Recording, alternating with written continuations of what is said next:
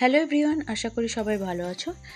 আমার চ্যানেলে সবাইকে স্বাগত। আজকে আমি তোমাদের সাথে একটি নিরামিষ রেসিপি শেয়ার করব। তো দেরি না করে শুরু করা যাক আজকের ভিডিও। তো প্রথমে আমি একটা বেগুন নিয়েছি।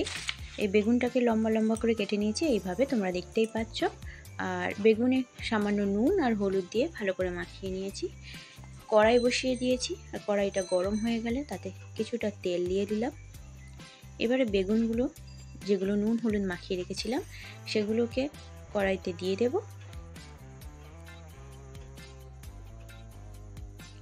আর এই বেগুনগুলোকে হাই ফ্লেমে বেশ লাল লাল করে ভেজে নেব। ভিডিওর মাঝখানে বলে রাখি,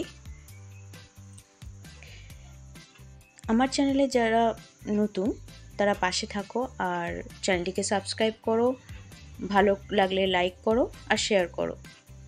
তো বেগুনটাকে আমি লাল লাল করে ভেজে নিলাম। এবারে বেগুনগুলোকে আমি তুলে নেব।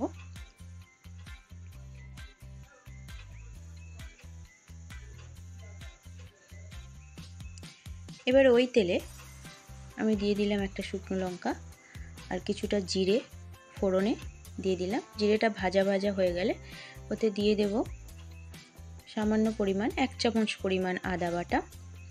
আদাটা একটু ভাজা ভাজা হয়ে গেলে আমি কিছুটা জল দিলাম, কারণ যাতে আদাটা না পুড়ে যায়। এখানে আমি কিছুটা মশলা নিয়েছি, হলুদ গুঁড়ো, লঙ্কার গুঁড়ো, জিরে গুঁড়ো আর ধনে গুঁড়ো দিয়ে দিলাম। এবার ওটাকে সামান্য ভাজা ভাজা হয়ে গেলে, কাঁচা গন্ধটা চলে গেলে এতে দিয়ে দেব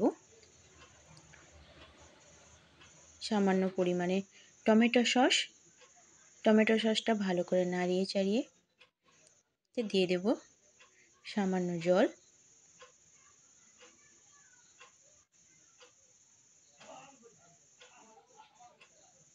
জলটা দিয়ে মশলাটা কষিয়ে নিয়ে এবার এতে আমি দিয়ে দেব সামান্য সর্ষে বাটা, পোস্ত বাটা, কাজু বাদাম বাটা দিয়ে ভালো করে নাড়িয়ে যখন মশলা থেকে তেল ছাড়ে আসবে তখন আমি এতে দিয়ে দিচ্ছি ভেজে রাখা বেগুন। বেগুনটা দিয়ে বেশি কষানোর দরকার নেই, সামান্য একটু কষিয়ে নিলেই হবে। সামান্য কষিয়ে নিয়ে এতে আমি দিয়ে দেব কিছুটা পরিমাণে জল। জলটা আমি খুব বেশি দেব না,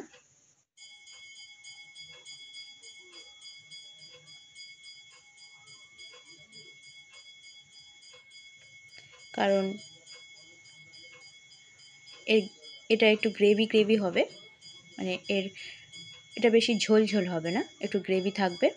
তো এতে সামান্য পরিমাণে একটু জল দেব, দিয়ে ফুটতে দেব।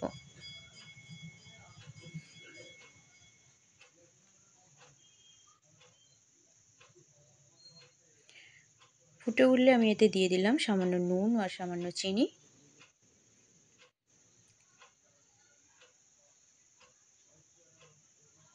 সবশেষে ঘি দিয়ে এটাকে আমি নামিয়ে নেব। ঘিটা অপশনাল, কেউ দিতেও পারো না দিতে পারো, তাতে টেস্টের কোনো অসুবিধা হবে না।